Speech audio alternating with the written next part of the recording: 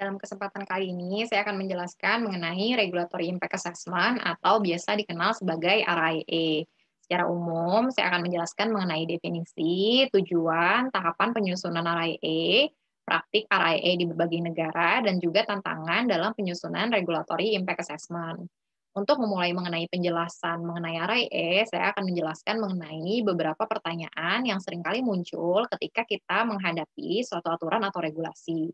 Pertanyaan-pertanyaan yang sering terpikir tersebut antara lain adalah mengapa sebuah regulasi dibuat atau disusun, kemudian kita juga akan berpikir apa sih tujuan dari regulasi tersebut ditetapkan, kemudian kita juga akan bertanya-tanya apa saja dampak yang akan dirasakan setelah regulasi tersebut diterapkan, baik itu positif maupun negatif. Dan juga kita akan berpikir siapa yang terkena dampak positif ataupun negatif tersebut. Selain itu, saya juga akan menjelaskan suatu analogi sederhana untuk kita memahami apa itu regulatory impact assessment. Sebagai contoh adalah suatu rumah dengan anak kecil yang misalkan selalu tampak kotor dan berantakan dengan mainan yang berserakan di mana-mana. Sedangkan orang tua menginginkan rumah tersebut tampak rapi dan bersih, maka yang dilakukan oleh orang tua adalah mengidentifikasi apa yang menjadi penyebab rumah selalu tampak kotor dan berantakan. Dan orang tua juga dapat mengevaluasi apabila sudah menerapkan aturan, apakah aturan yang diterapkan terhadap anak-anak mereka cukup efektif untuk mencapai tujuan, yaitu membuat rumah rapi dan bersih. Apabila aturan tersebut rasanya kurang efektif karena rumah masih selalu tampak kotor dan berantakan, maka orang tua mulai berpikir opsi-opsi apa saja yang dapat disusun untuk membuat tujuan tersebut dapat tercapai, yaitu rumah yang selalu tampak bersih dan rapi. OECD sendiri mendefinisikan Regulatory Impact Assessment sebagai suatu pendekatan sistematis untuk menilai secara kritis dampak dari opsi kebijakan atau regulasi yang diusulkan dan merupakan bagian dari proses penyusunan kebijakan yang baik. RIA dirancang untuk meningkatkan kualitas kebijakan peraturan dengan memberikan informasi yang relevan dan tepat waktu kepada pembuat keputusan tentang dampak yang mungkin muncul dari berbagai opsi kebijakan untuk mengatasi masalah tertentu.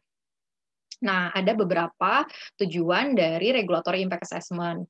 Yang pertama adalah RIA disusun untuk meningkatkan kualitas pengambilan keputusan regulasi.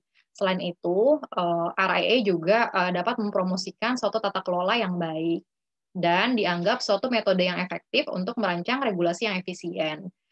RIA juga merupakan suatu metode yang lebih menekankan pada keputusan yang berbasis bukti dan empiris. Oleh karena itu, RIA digunakan oleh banyak negara OECD karena dianggap berdampak pada reformasi aturan dan mendorong peningkatan produktivitas dan pertumbuhan ekonomi. Ada beberapa tahapan dalam menyusun regulatory impact assessment. Tetapi yang harus dipahami adalah RIA dapat diterapkan pada suatu permasalahan yang belum memiliki aturan maupun suatu permasalahan yang sudah memiliki aturan. Apabila permasalahan tersebut sudah memiliki aturan, maka yang dapat dilakukan adalah menggunakan satu metode siklikal atau berputar, yaitu dimulai dengan mengevaluasi implementasi dari aturan tersebut, kemudian mengidentifikasi apa yang masih menjadi masalah berdasarkan aturan yang telah ditetapkan, kemudian menyusun apa yang bisa dilakukan oleh pemerintah, dan mengidentifikasi opsi-opsi kebijakan. Dari opsi-opsi kebijakan tersebut, kemudian dilihat apa saja dampak-dampak yang mungkin muncul dari masing-masing opsi, dan memilih opsi terbaik berdasarkan hasil analisis dampak tersebut.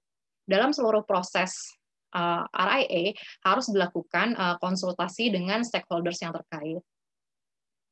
Nah, secara umum ada 8 tahapan dalam penyusunan RIA. Yang pertama adalah melakukan konsultasi dan pelibatan seluruh stakeholders yang terkait. Kemudian yang kedua adalah mendefinisikan masalah berdasarkan hasil asesmen tentang permasalahan yang ada, dan kemudian menetapkan tujuan apa yang ingin dicapai. Setelah itu menyusun beberapa proposal peraturan dan mengidentifikasi opsi alternatif dari proposal yang diajukan tersebut.